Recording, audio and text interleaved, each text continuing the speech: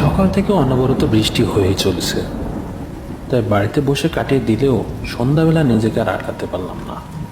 চলে এলাম রতনদার চায়ের দোকানে। আসার সময় রমেশ আর হিমেলকে কল করে দিয়েছিলাম, তাই তারা আমার আগেই এসে হাজির হয়েছে। আমাকে দেখতে পেয়ে হিমেল রতনদাকে বলে, রতনদা, আর দেরি করো না, তাড়াতাড়ি 3 কাপ গরম গরম মালাই মেরে চা দাও তো। রতনদাও হিমেলের কথা মতো তাড়াতাড়ি করে আমাদের 3 কাপ চা করে দেয়। হাতে যেই না চায়ের কাপটা নিয়েছি, তখনই কাছে পিঠে কোথাও ভীষণ জোরে বাজ পড়ল। এই যা, এই যে গেল রে। বাজের শব্দে তো কানে তালা লাগিয়ে দিয়েছিল, তার সাথে সাথে হাতে থাকা চাটাও পড়ে যায়। আরে, ও নিয়ে চিন্তা করছিস কেন? ও রতনদা, আর 1 কাপ চা লাগাও তো। চা খাওয়া শেষ করে 3 জনে একটু হাসি ঠাট্টা সুরে গল্প জুড়ে দিলাম। রমেশ তখনও পর্যন্ত সেই 1 কাপ চা নিয়ে খেয়েই যাচ্ছিল।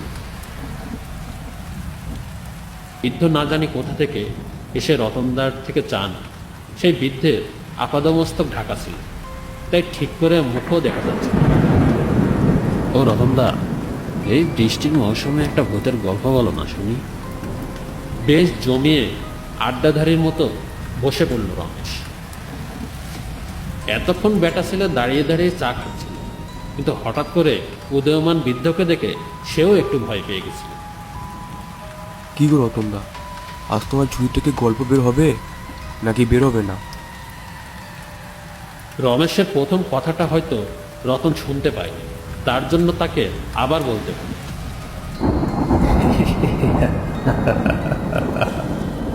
তো এবারের এই কথাটা শুনে বৃদ্ধটা ভীষণ অদ্ভুত রকমভাবে হেসে তাড়াতাড়ি চা খেয়ে সেখান থেকে নিমিষের মধ্যে চলে যায়।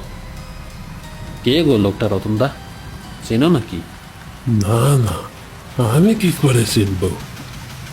এর থেকে বোঝা গেল রতনদার স্টকে গল্প থাকলেও গল্প বলার মতো টাইম আজ তার হবে না।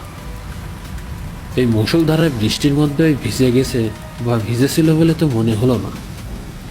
আরে আমিও তো লক্ষ্য করলাম, ওই লোকটার সঙ্গে ছাতা বা বৃষ্টি আটকানোর মতো তেমন কিছু তো ছিল না।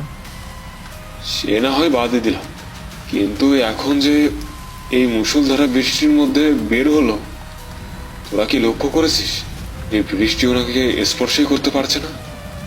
কথাটা বলা মাত্রই রমেশ আর হিমেল শটাং দাঁড়িয়ে পড়ে। আর ভূতের গল্প করে কাজ নেই ভাই।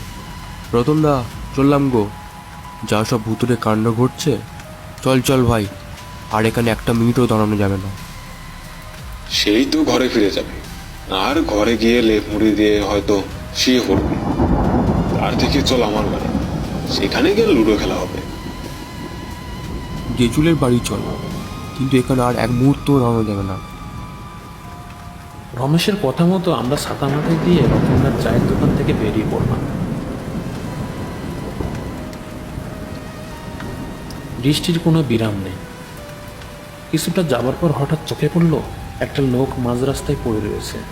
কাঁপা কাঁপা গলায় অভিরূপ বলল, এটা এটা কেটে ভাই? একটা ধমকে রমেশকে চুপ করিয়ে দিয়ে রাস্তার মধ্যে পড়ে থাকা লোকটাকে ওপর থেকে সোজা করলাম।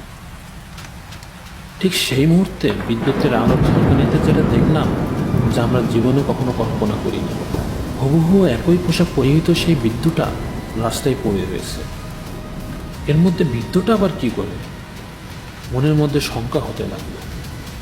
মুখটা দেখার জন্য মুখের উপর থেকে ওনার পোশাকের আবরণটা যেই না সরালাম, তখনই আমার গায়ের মধ্যে থেকে একটা শীতল হাওয়া যেন বয়ে গেল।